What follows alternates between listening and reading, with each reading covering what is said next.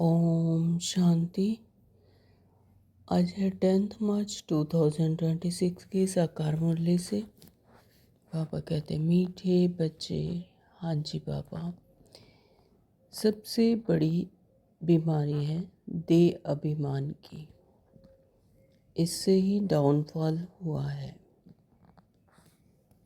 इसलिए अब देही अभिमानी बनो। तो बाबा कहते जितना जितना देह भान में आए, देह अभिमान में आए, यही सबसे बड़ी बीमारी है ना। देह भान में आने से ही सारे विकार पैदा हो जाते हैं। तो इससे ही डाउनफॉल हुआ है। इसलिए अब देही अभिमानी बनो, यानी अपने आत्मिक समृद्धि में रहो, अपनी आत्मिक समृद्धि को जगाओ। प्रश्न किया है तुम बच्चों की कर्मातीत अवस्था कब होगी? उत्तर दिया है जब योग बल से कर्म भोग पर विजय प्राप्त करेंगे। तो कर्मातीत, कर्मों से अतीत अवस्था कब होगी? जब योग बल से कर्म भोग पर विजय प्राप्त करेंगे, पूरा देही अभिमानी बनेंगे। यह देह अभिमान का ही रोग सबसे बड़ा है। इससे दुनिया पतित हुई है। देही अभिमानी बनो तो वह खुशी व नशा रहे, चलन भी सुधरे। तो जितना जितना देह अभिमान से, देह भान से परे होंगे, उपराम होंगे, तो उतना ही खुशी व नशा रहेगा और चलन भी सुधरे। इससे ही सारे रोग, सबसे बड़ा रोग क्या है? देह अभिमान का। इससे ही सारे रोग आते हैं, सारे देह अभिमान के। ईर्ष्या, द्वेष, काम, क्रोध, लोभ, मोह, अहंकार, है ना। तो जैसे ही देह भान में आए तो ये सब इकट्ठे हो जाते हैं। इससे ही दुनिया पतित हुई है। तो देही अभिमानी बनो तो वह खुशी, नशा रहे और चलन भी सुधरे। गीत है रात के राही थक मत जाना। ओम शांति बाबा।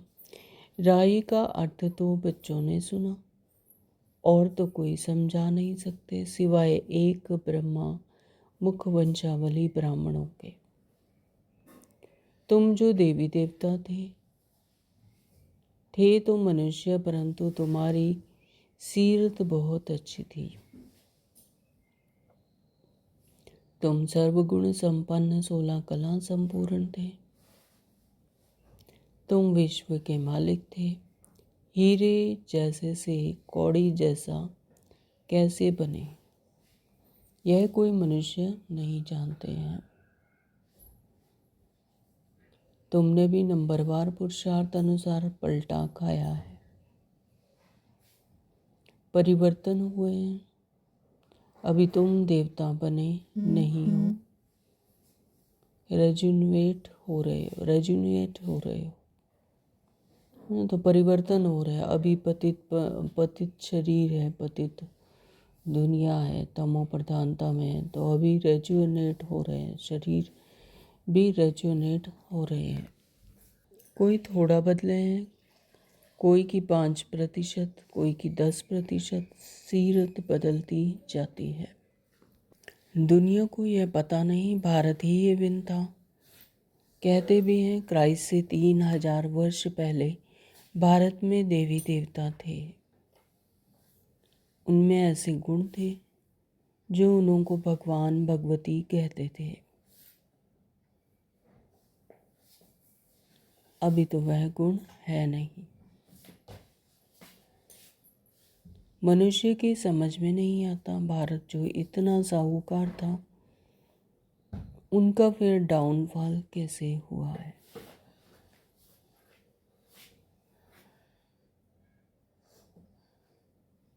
वह भी बाप ही बैठ समझाते हैं। तुम ही समझा सकते हो जिनकी सूरत सुधरी है।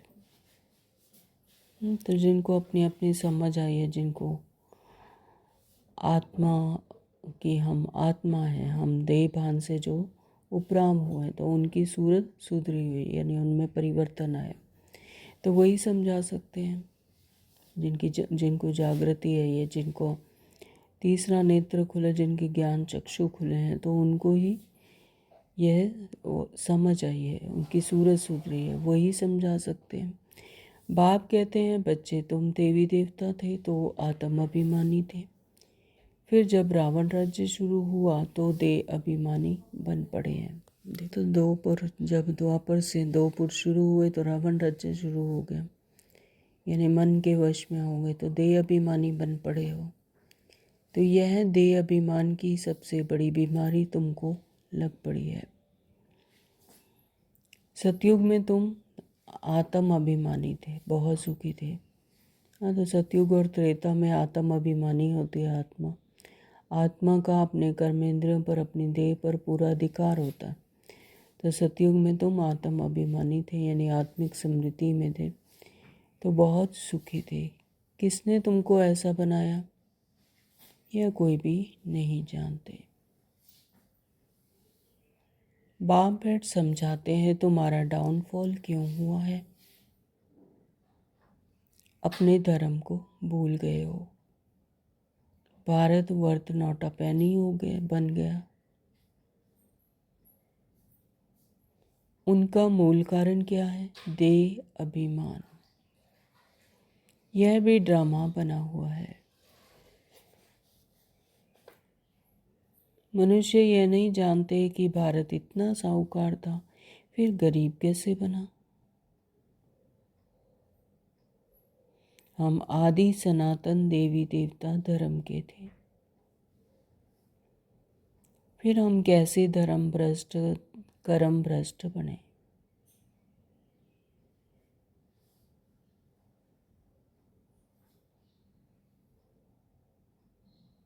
बाप समझाते हैं रावण राज्य होने से तुम देह अभिमानी बने तो तुम्हारा यह हाल होने लगा।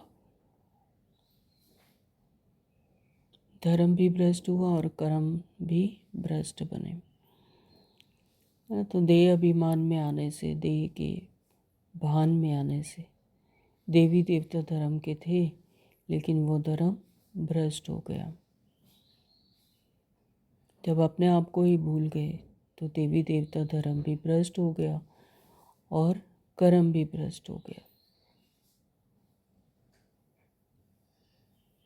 सीढ़ी भी दिखाई है कैसे डाउनफॉल हुआ। वर्थ नौटापैनी का भी मुख्य कारण देह अभिमान है। तो पहले क्या थे? वर्थ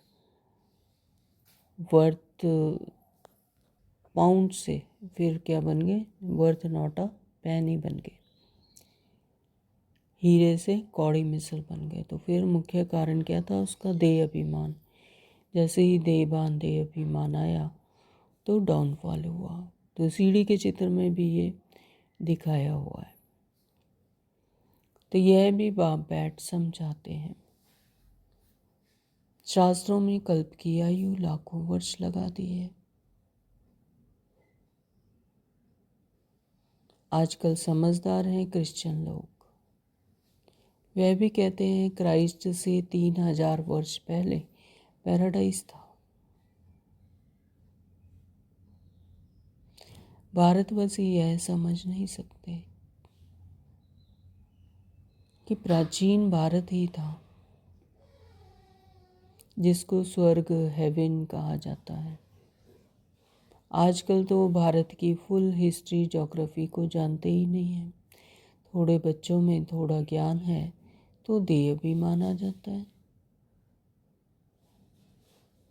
समझते हैं हमारा जैसा कोई है नहीं। तो आज बाबा बच्चों को समझाने दे रहे कि थोड़ा भी ज्ञान है तो देह अभिमान में आ जाते हैं। समझते हैं हमारे जैसा तो कोई है ही नहीं, कि हमें तो बहुत ज्ञान हो गया। बाप समझाते हैं भारत की ऐसी। बापू गांधी भी कहते थे पतित पावन आओ, आकर राम राज्य स्थापन करो। तो आत्मा को जरूर कभी बाप से सुख मिला है तो पतित पावन को याद करते हैं। हाँ, तो आत्मा को अंदर ही अंदर ये कशिश थी कि कोई है जो हमें दुखों से बचा सकते हैं, हम पतित को पावन बना सकते हैं।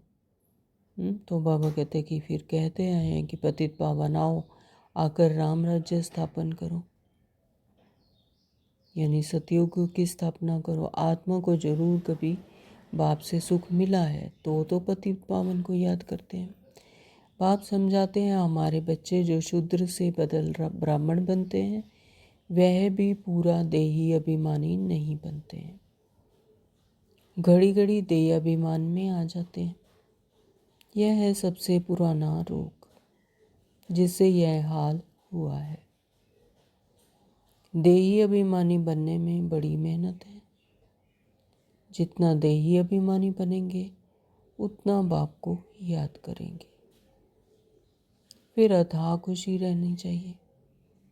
गाया जाता है प्रभाती पार ब्रह्म में रहने वाले परमेश्वर की वह मिल गया, उससे 21 जन्म का वर्षा मिलता है। बाकी क्या चाहिए? तुम सिर्फ देही अभिमानी बनो, माँ में कम याद करो। तुम सिर्फ देही अभिमानी बनो। तो जितना बाबा ने सिर्फ एक ही बात कही है कि देही अभिमानो, अपने देह को भूल मुझ परमात्मा को याद करो, माँ में कम याद करो। बलग्रस्त व्यवहार में रहो। सारी दुनिया देह अभिमान में है।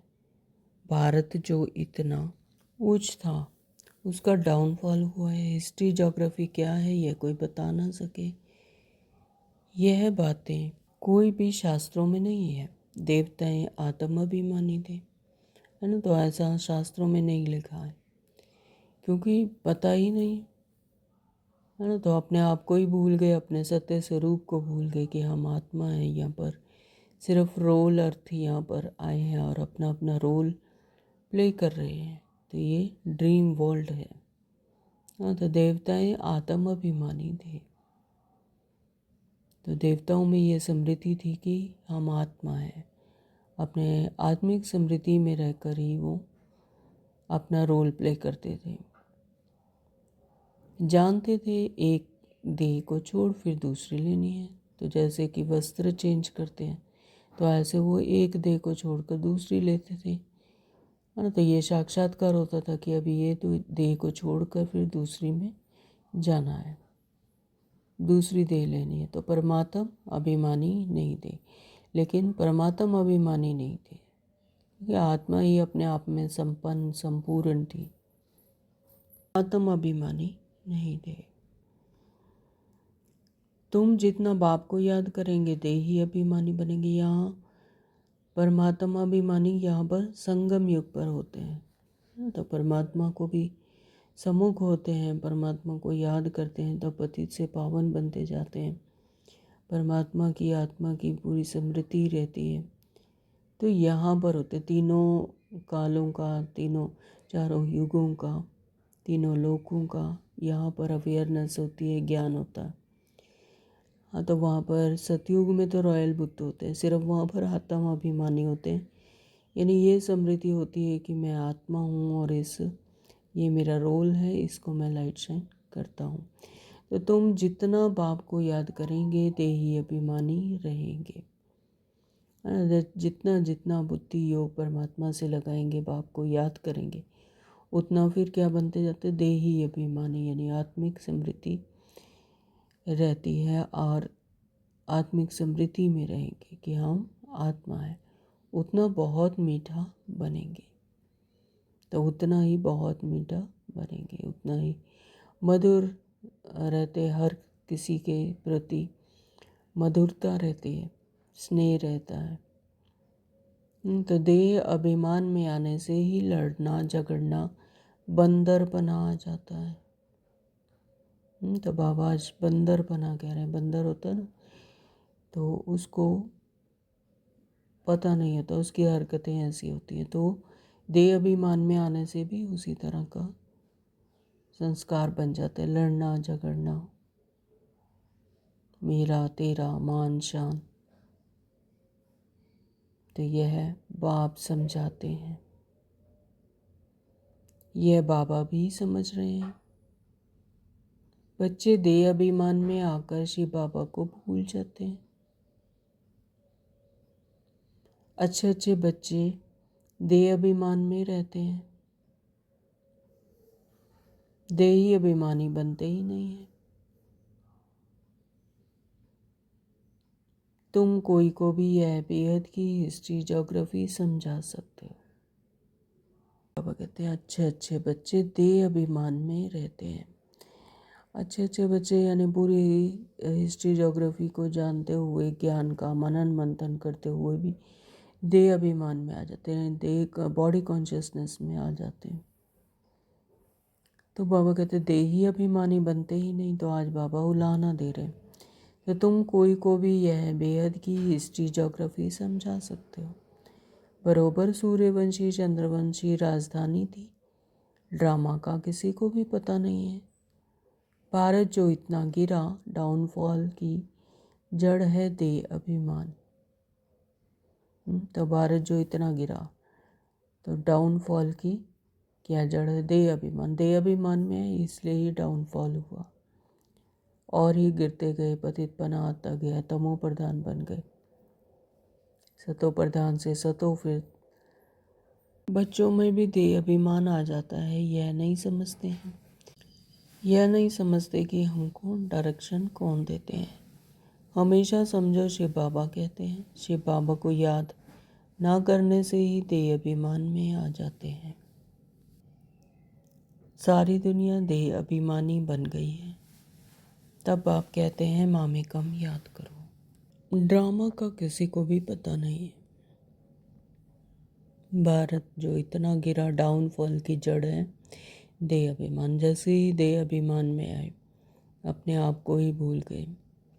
तो मैं मेरा शुरू हो गया, तेरा मेरा शुरू हो गया, ईर्ष्या द्वेष शुरू हो गई। तो फिर डाउनफॉल में आते गए। बच्चों में भी देह अभिमान आ जाता है, यह नहीं समझते हैं कि हमको डायरेक्शन कौन देते हैं। हमेशा समझो शिव बाबा कहते हैं। तो शिव बाबा को याद ना करने से फिर देह अभिमान में आ जाते हैं। सारी दुनिया देह अभिमानी बन गई है। तब आप कहते हैं माँ में कम याद करो, अपने को आत्मा समझो। आत्मा इस देह द्वारा सुनती है, पाठ बजाती है। बाप कितना अच्छी रीति समझाते हैं। बल भाषण तो बहुत अच्छा कर लेते हैं, परंतु चलन भी तो अच्छी चाहिए ना। देह अभिमान होने के कारण फेल हो जाते हैं।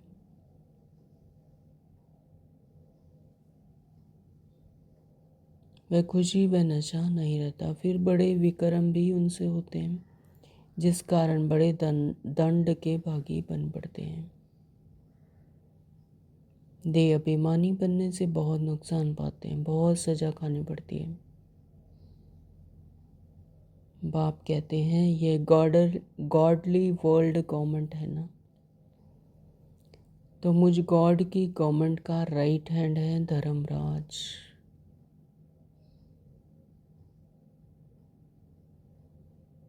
तो तुम अच्छे कर्म करते हो तो उनका फल अच्छा मिलता है, बुरे कर्म करते हो तो उनकी सजा खाते हो। सब गर्भ जेल में भी सजाएं खाते हैं। उस पर भी एक कहानी है। यह सब बातें इस समय की है। हाँ, तो गर्भ जेल की भी सजाएं खाते हैं, यानी हिसाब किताब बनता है। फिर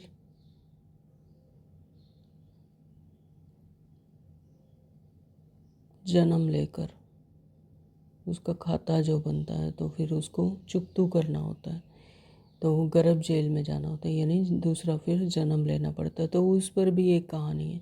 ये सब बातें इस समय की हैं। महिमा एक बाप की है, दूसरे कोई की महिमा है नहीं। इसलिए लिखा जाता है त्रिमूर्ति शिव जयंती वर्थ डायमंड,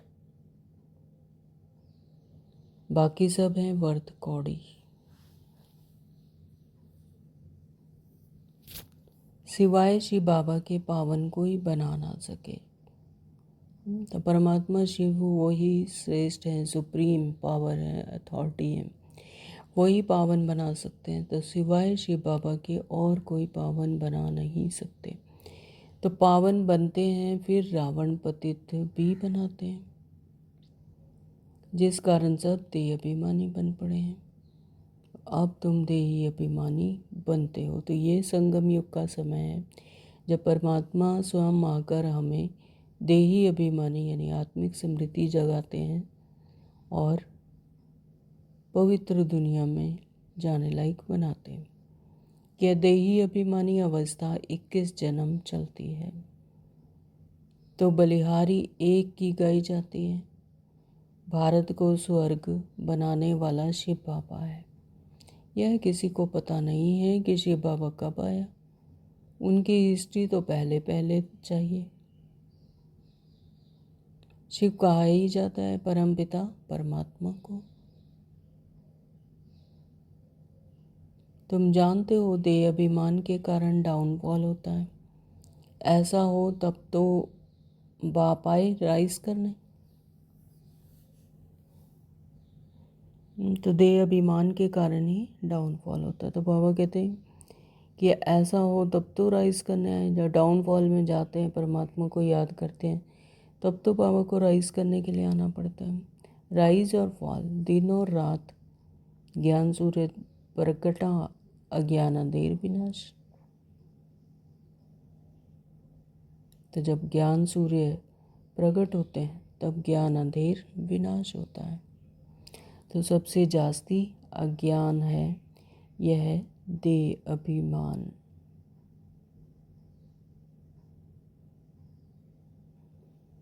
आत्मा का तो किसी को पता नहीं है। आत्मा सो परमात्मा कह देते हैं तो कितने पाप आत्मा हो गए। बाबा कहते जो आत्मा है वो इससे ही परमात्मा कह देते हैं तो कितने पाप आत्मा हो गए हैं। अपने आप को ही परमात्मा कहते हैं। तो परमात्मा जो है वो अलग अथॉरिटी है, सुप्रीम अथॉरिटी है, सुप्रीम पावर है, जन्म मरण में नहीं आती है, सर्वशक्तिवान है, स्नेह का सागर है।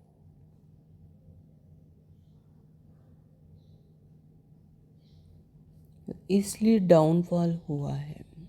तो अपने आप को ही आत्मा सो परमात्मा कह देते हैं, इसलिए डाउनफॉल हुआ है, क्योंकि यथार्थ रीति जानते ही नहीं।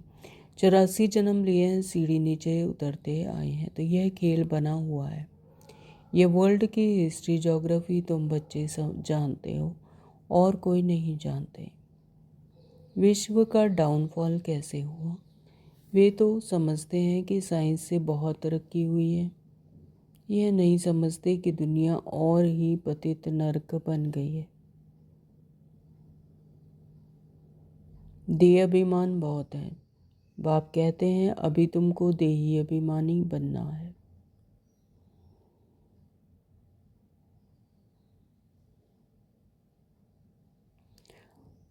अभी 1 मिनट के साइलेंस में परमात्मा को याद करेंगे।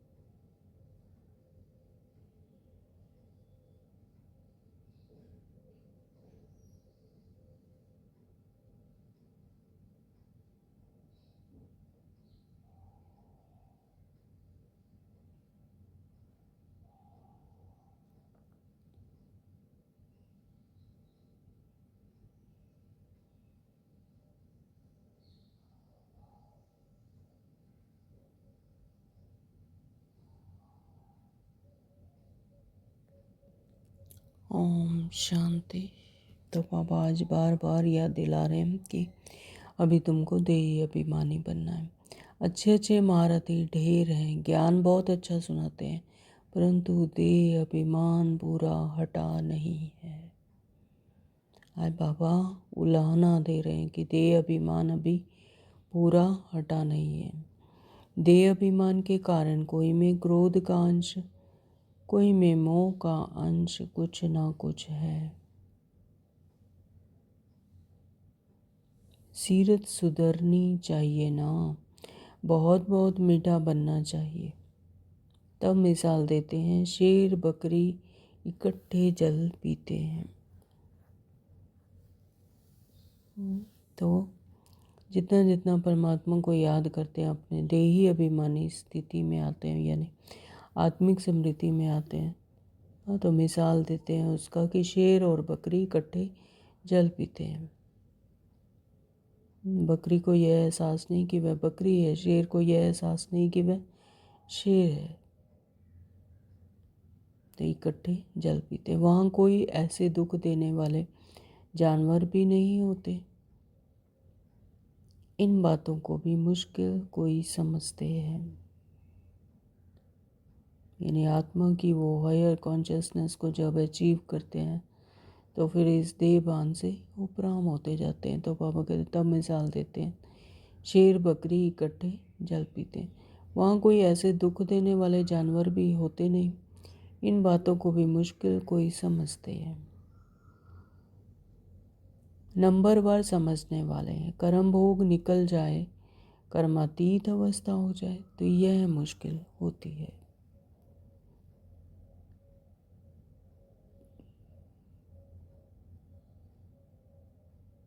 बहुत देह अभिमान में आते हैं।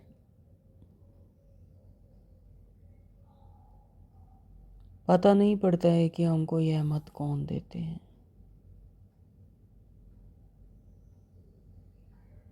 श्रीमद् श्री कृष्ण के द्वारा कैसे मिलेगी? शिव बाबा कहते हैं इनके बगैर श्रीमत कैसे दूंगा। श्री कृष्ण तो क्या है, प्रारब्ध है सतयुग की, है ना। तो first Prince of the world है, सुप्रीम क्रिएशन है गॉड की।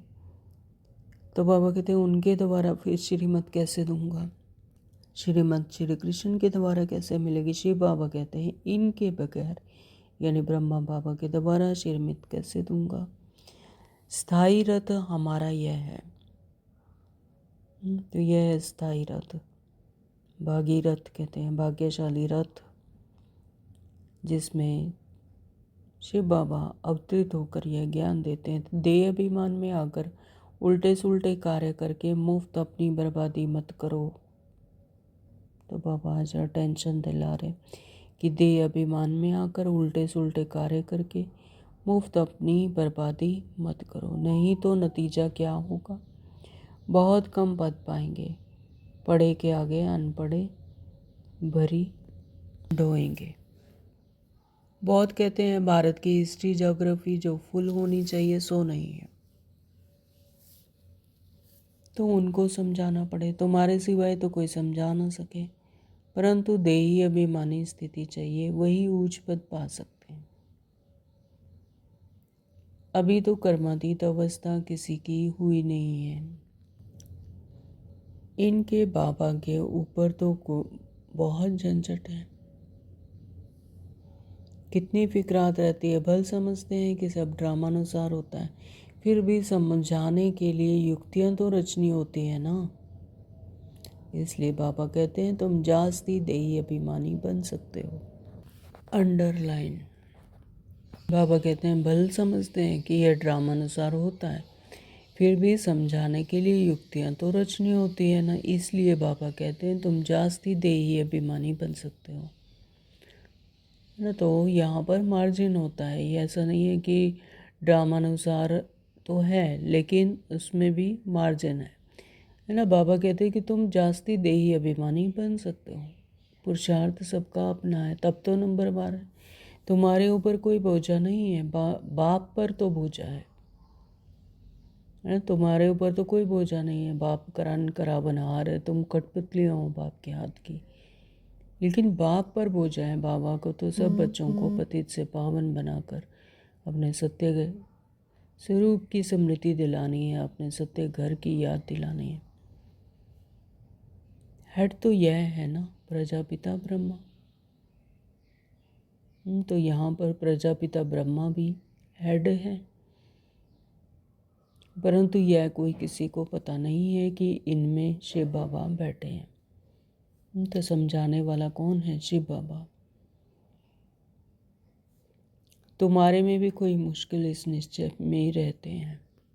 तो यहाँ पर सब कुछ पता होते हुए भी बाबा कहते इस निश्चय में मुश्किल ही कोई रहते हैं कि ब्रह्मा बाबा नहीं बताते, ये कौन समझाते हैं? शिव बाबा। तो ये वर्ल्ड की हिस्ट्री ज्योग्राफी जानना चाहिए ना। भारत में स्वर्ग कब था, फिर कहाँ गया, कैसे डाउनफॉल हुआ, तो ये किसी को पता नहीं है। जब तक तुम समझाओ तब तक कोई समझ ना सके, है ना। तो जैसे हमें परमात्मा ने आकर समझाया तब तो हमें पता लगा, तो इसी तरह से जब तक किसी को समझाओ ना तो फिर वो समझ ना सके। इसलिए बाबा डायरेक्शन देते हैं, लिखा पढ़ी करो। तो स्कूल में वर्ल्ड की हिस्ट्री ज्योग्राफी बतानी चाहिए, स्कूलों में भी वर्ल्ड की हिस्ट्री ज्योग्राफी बतानी चाहिए। डाउनफॉल पर भाषण करना चाहिए, है ना। तो कैसे भारत दुर्गति को पाया, दुर्गति कैसे हुई, तो डाउनफॉल पर ही भाषण करना चाहिए।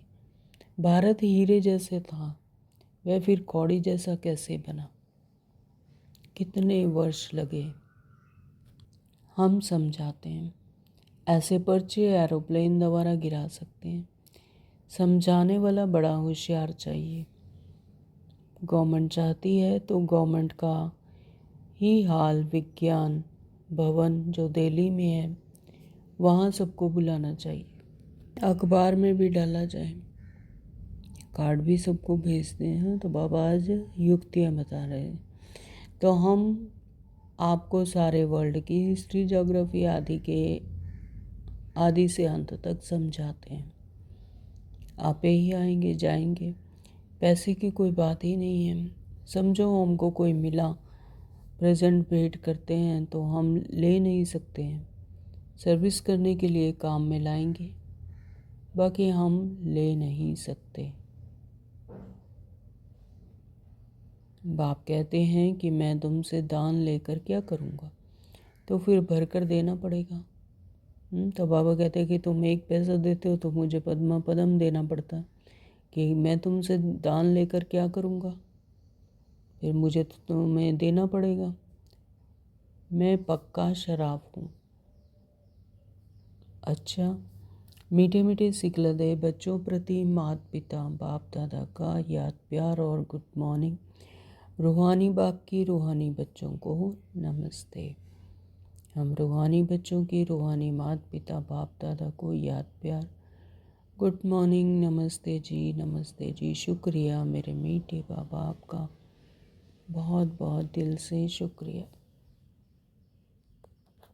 धारणा के लिए मुख्य सार में नंबर 1 बाबा ने कहा, देह अभिमान में आकर कोई भी उल्टा सुल्टा कार्य नहीं करना है। देही अभिमानी बनने का पूरा पूरा पुरुषार्थ करना है। अपनी सीरत चलन सुधारते रहना है। तो बाबा ने कहा कि देह अभिमान में आकर कोई भी उल्टा सुल्टा कार्य नहीं करना। देह अभिमान कब आता है? जब देह भान आता है, जब बॉडी कॉन्शियसनेस होते हैं, मैं टीचर हूँ, मैं बैरिस्टर हूँ, मैं डॉक्टर हूँ, है ना। तो फिर कोई ना, मैं अमीर हूँ, मैं साहूकार हूँ, तो मतलब देह अभिमान में आकर ही फिर सब उल्टे सुलटे कार्य होते हैं। तो इसलिए देह अभिमान से बचना, देह अभिमान में नहीं आना, देही अभिमानी बनने का पूरा पूरा पुरुषार्थ करना। तो जितना जितना अपने आप को आत्मा समझेंगे तो इन सब से बच जाएंगे, उल्टे सुलटे कार्य नहीं होंगे। तो अपनी सीरत चलन सुधारते रहना, सीरत यानी चलन, तो अपने चलन को सुधारना है। नंबर 2 बाबा ने कहा, बहुत बहुत मीठा शीतल बनना है। अंदर में क्रोध मोह का जो भी भूत है उसे निकाल देना है। बहुत बहुत मीठा और शीतल बनना है। अंदर में कोई क्रोध का और मोह का भूत ना हो, उसे निकाल देना है। वरदान दिया बाबा ने, रिगार्ड देने का रिकॉर्ड ठीक रख, खुशी का महादान करने वाले पुण्य आत्मा भव। रिगार्ड देने का रिकॉर्ड ठीक रख। हर किसी को क्या देना, रिगार्ड देना है, सम्मान देना है। खुशी का महादान देने वाले पुण्य आत्मा भव। आजकल हर एक आत्मा को क्या है, खुशी की कमी है। हर कोई खुशी को ढूंढ रहा है, तो खुशी का महादान देने वाले, करने वाले पुण्य आत्मा भव। वर्तमान समय चारों ओर रिगार्ड देने का रिकॉर्ड ठीक करने की आवश्यकता है। एक दूसरे को सम्मान देना, आत्मिक भाव से देखना, आत्मिक समृद्धि में रहकर दूसरे को भी आत्मा देखना, तो यही रिकॉर्ड फिर चारों ओर बचेगा। रिगार्ड देना और रिगार्ड लेना, देने में ही लेना समाया हो, तो रिगार्ड देना और रिगार्ड लेना। छोटे को भी रिगार्ड दो, बड़े को भी रिगार्ड दो। यह रिगार्ड का रिकॉर्ड अभी निकलना चाहिए, तब खुशी का दान करने वाले महादानी पुण्य आत्मा बनेंगे। तो हर किसी को रिगार्ड देना, इसका भी बाबा कहते हैं रिकॉर्ड निकालना चाहिए। अब तब खुशी का दान करने वाले महादानी पुण्य आत्मा बनेंगे। किसी को रिगार्ड देकर खुश कर देना, यह बड़े से बड़ा पुण्य का काम है, सेवा है।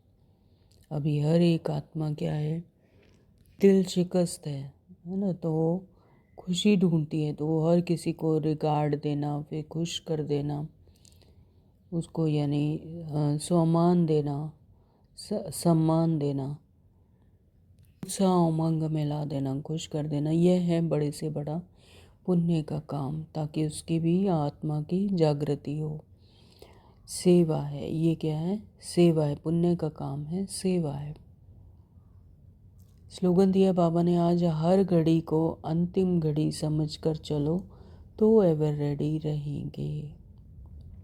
हर घड़ी क्या है, अंतिम घड़ी है, ऐसा समझकर चलेंगे तो एवर रेडी रहेंगे। यह सब अचानक का खेल है। ओम शांति। आज मातेश्वरी जी के अनमोल महावाक्य हैं। नंबर 1 बताया कि तमोगुणी माया का विस्तार। सतोगुणी, रजोगुणी, तमोगुणी, यह 3 शब्द कहते हैं। इसको यथार्थ समझना जरूरी है।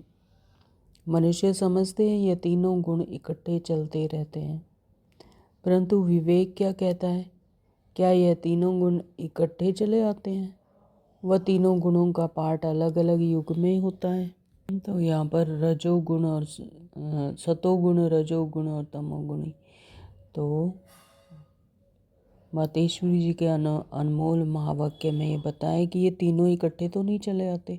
विवेक क्या कहता है कि यह तीनों गुण इकट्ठे चले आते हैं, वह तीनों गुणों का पाठ अलग अलग युग में होता है।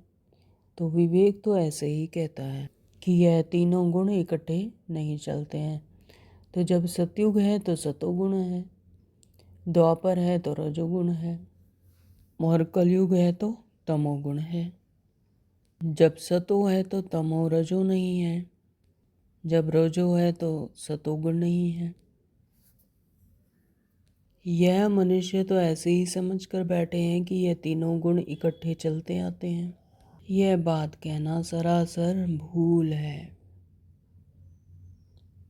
जो समझते हैं जब मनुष्य सच बोलते हैं, पाप कर्म नहीं करते हैं, तो वह सतोगुणी होते हैं। परंतु विवेक कहता है कि जब हम कहते हैं सतोगुण, तो इस सतोगुणों का मतलब क्या है?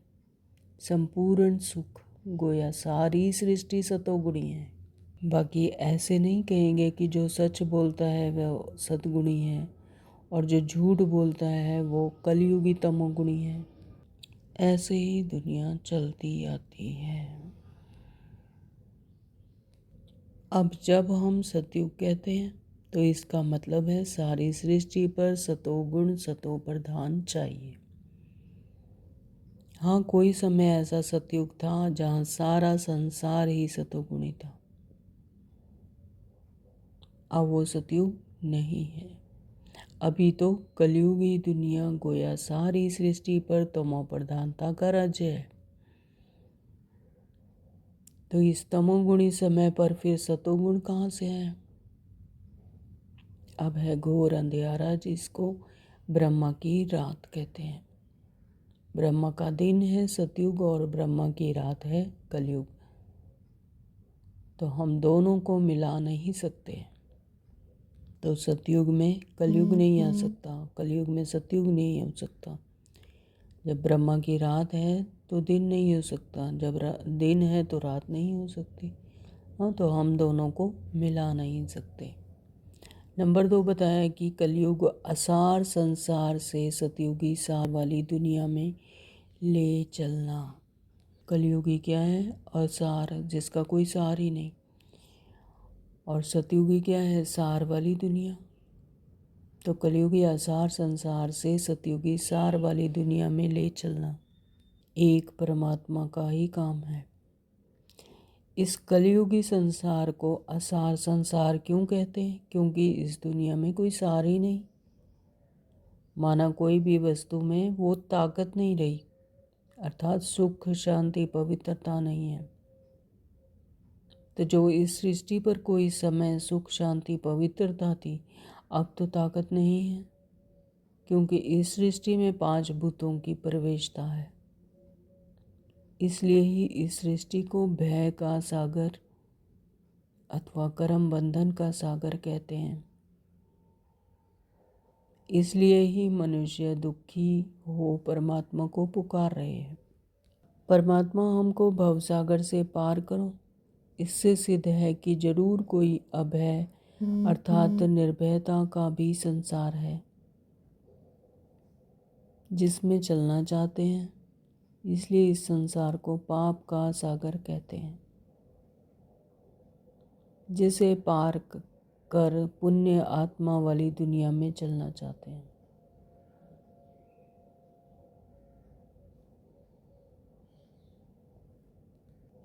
तो दुनियाएं तो 2 हैं, एक सतयुगी सार वाली दुनिया और दूसरी है कलयुगी असार वाली दुनिया। दोनों दुनियाएं इस सृष्टि पर होती हैं। अभी परमात्मा व सार वाली दुनिया स्थापन कर रहे हैं।